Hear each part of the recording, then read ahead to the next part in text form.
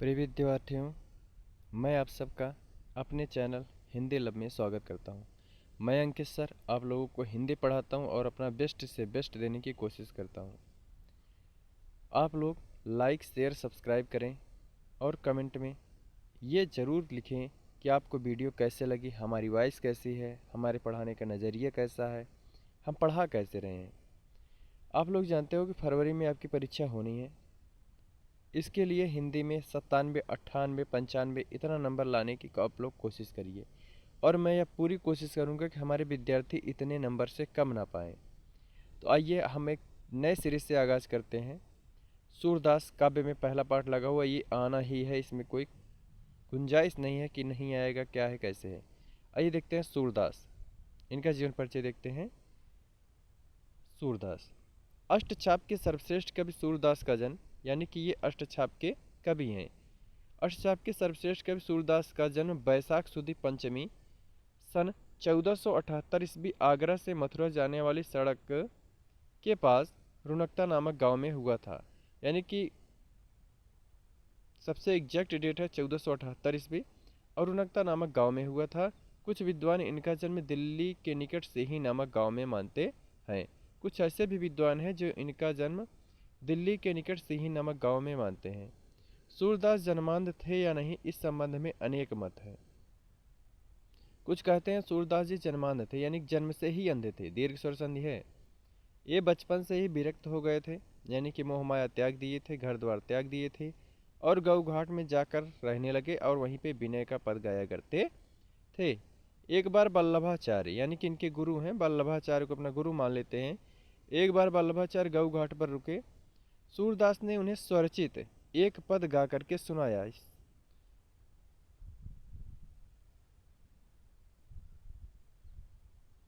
वल्लभाचार्य फिर इनको सुझाव देते हैं। वल्लभाचार्य ने इनको कृष्ण की लीला का गान करने का सुझाव दिया। ये वल्लभाचार्य के शिष्य बन गए, यानी कि वल्लभाचार्य को गुरु मान लेते हैं और कृष्ण की लीला का गान करने लगे। वल्लभाचार्य ने इनको गोवर्धन पर बने श्रीनाथ जी का मंदिर में कीर्तन करने के लिए रख दिया। वल्लभाचार्य जो इनको गुरु मान लेते हैं, सूरदास जी वल्लभाचार्य को गुरु मान लेते हैं। फिर इसके बाद वल्लभाचार्य जो होते हैं, इन्हें श्रीनाथ जी का मंदिर था, गोवर्धन पर्वत पे बना था, वहीं पे इनको रख देते हैं कीर्तन करने के लिए।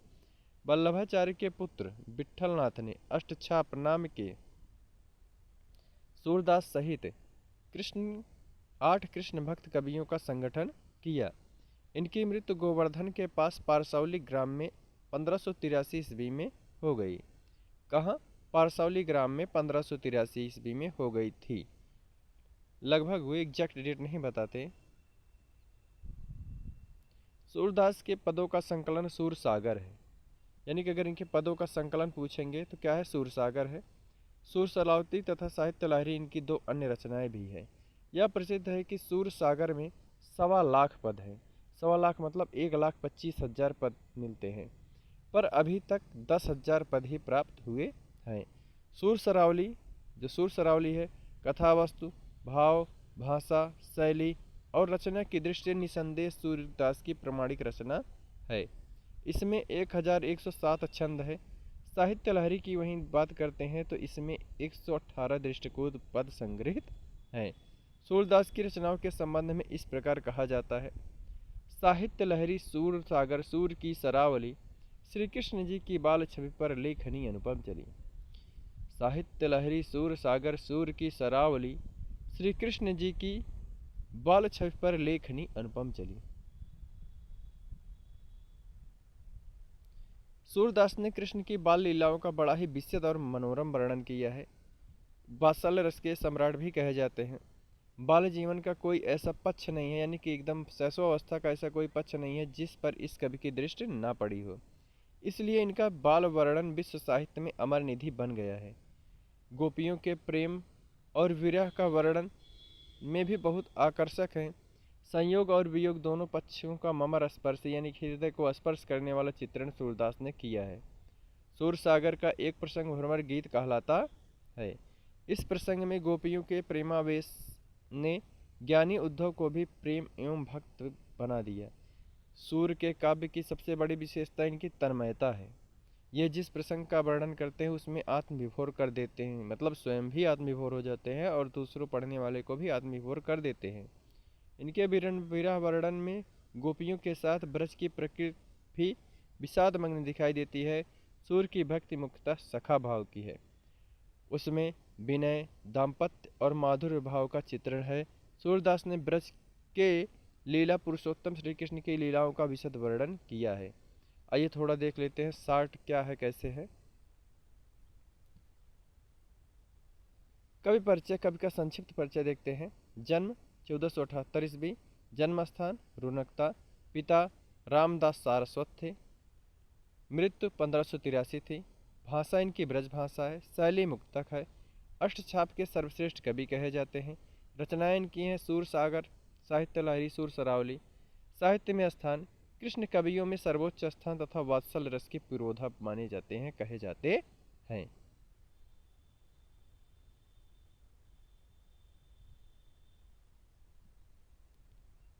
सूरदास का संपूर्ण काव्य संगीत एवं राग रागनियों से बधा हुआ है।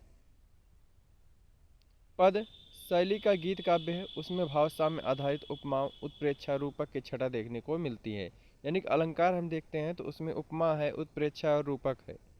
इनकी कविता ब्रजभाषा में है, यानी कि इनकी काव्य की भाषा अगर पूछेगा तो ब्रजभाषा है। अलंकार, उपमा, उत्प्रेक्षा, रूपक। माधुर्य की प्रधानता के कारण इनकी भाषा बड़ा प्रभावोत्पादक हो गई है। व्यंग्य, वक्रता एवं बाघ विविधता सूर्य की भाषा की प्रमुख विशेषताएं हैं। सूर्य के मुक्तक काव्य शैली को अपनाया गया है। कथा वर्णन वर्णनात्मक शैली का प्रयोग हुआ है। समग्रता इनकी शैली सरस एवं प्रभावशाली है। सूर्य का प्रत्येक पद सरसता, मधुरता, कोमलता और प्रेम का पवित्र भावों से पूर्ण है। सूरदास जी ने उत्कृष्ट रचनाओं हिंदी साहित्य की जो गर्मी प्रदान की है वह अद्वितीय अतुलनीय है। सूरदास जी हिंदी साहित्य की देदीप्यमान सूर्य हैं, जिनके समक्ष कवि साधारण नक्षत्र में आभासित होते हैं। इसलिए कहा गया है सूर सूर तुलसी शशि उद्गन केशव दास।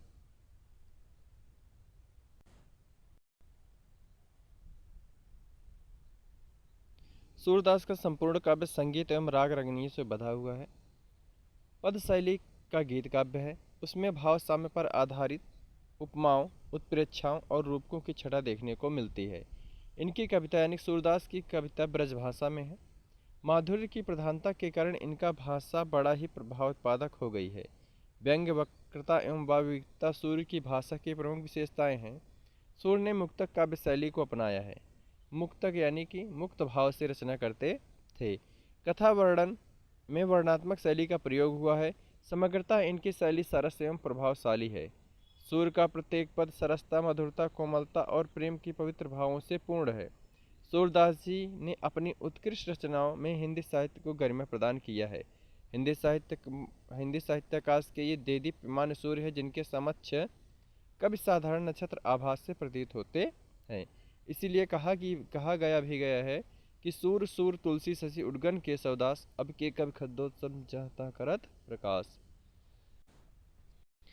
सूर सूर तुलसी शशि उद्गन केशवदास, अब के कवि खद्योत्सम चाहता करत प्रकाश। सूरदास हिंदी साहित्य के प्रतिभा संपन्न कवि थे, मतलब इनमें प्रतिभा कूट कूट के भरी हुई थी। सूरदास जी जहाँ वात्सल रस के सम्राट हैं, ये पद याद करना वह बहुविकल्पी में भी आता है, जीवन परिचय लिखने में भी काम आएगा। ये वात्सल रस के सम्राट हैं, वहीं श्रृंगार रस के सौंदर्य प्रदान करने भी समर्थ हैं। आपने विरह का भी अपनी रचनाओं में बड़ा ही मनोरम चित्रण किया है। सूरदास जी का हिंदी साहित्य के कृष्ण भक्त कवियों में सर्वोच्च स्थान है। इसी के साथ आपका सूरदास का जीवन परिचय कंप्लीट होता है, यानी कि काव्य खंड के पहले पाठ सूरदास का जीवन परिचय पूरी तरीके से समाप्त है।